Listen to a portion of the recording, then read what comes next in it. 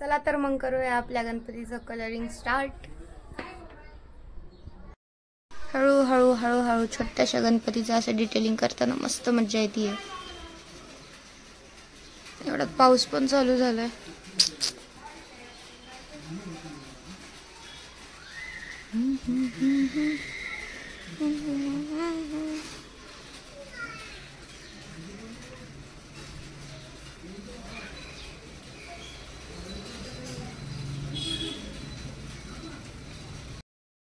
ही मूर्ती ज्यांनी बुक केली ना, सो त्यांचं ना, त्यांना रिअलवालं पाहिजे होतं सगळं, धोती शेला म्हणजे सोहळं शेला, अजून सगळं मुकुट अशा इथे जे नवीन ट्रेंडिंग चालू आहे। पण मूर्तीची साईजच 9 इंच आहे आणि त्या मूर्तीमध्ये काय रिअल करणार आहे, त्याच्यामुळे मग थोडंसं त्यांना समजून सांगितलं। त्याच्यानंतर आता हा असा स्पार्कल कलर देणं चालू आहे। सो गाईज ह्या ठिकाणी आपलं सोहळं कलर करून झालेलं आहे पिंक कलरचं। आता रॉबिन्स एक कलर आता आपण शेलाला देणार आहोत, शेला।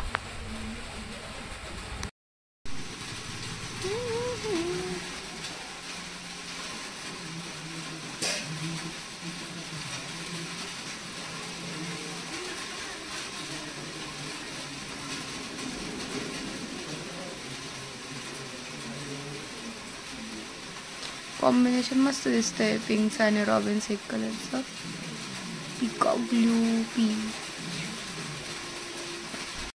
मस्त। आता सिंहासन म्हणजे एवढा लोड आहे त्याचा पण कलर कंप्लीट झालेला आहे। अच्छा बाजूने दाखवते।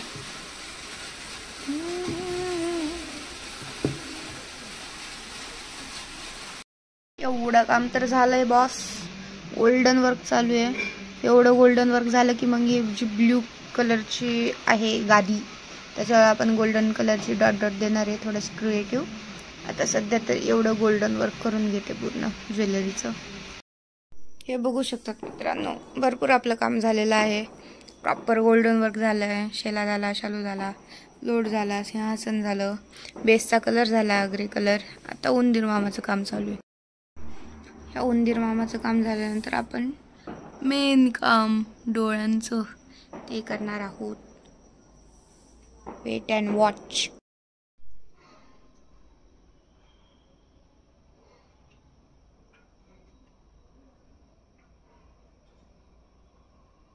बारीक बारीक डिटेलिंगचं काम।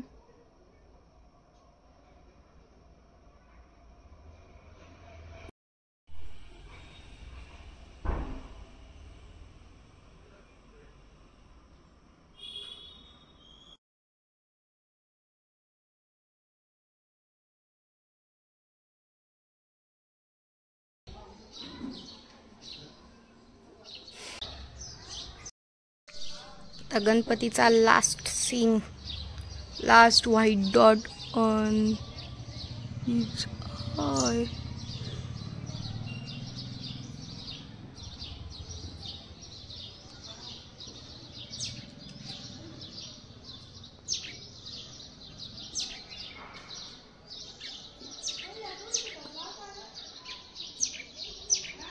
या ठिकाणी आपली आयब्रो आणि डोळ्यांचं काम पूर्ण झालेलं आहे आणि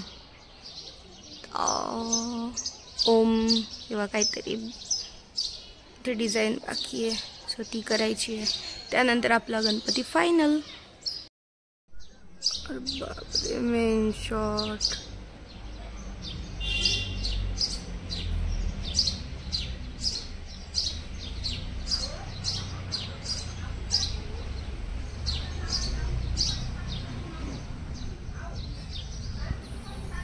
कशी झाली चंद्राची कोर मला नक्की सांगा कमेंटमध्ये, आवडली तर।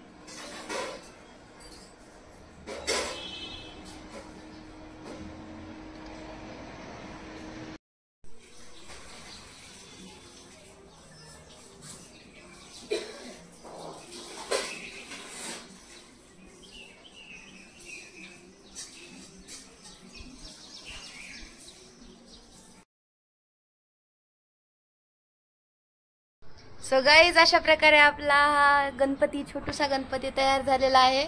बघू शकता तुम्ही. बॅक कॅमेऱ्याने दाखवते थांबा.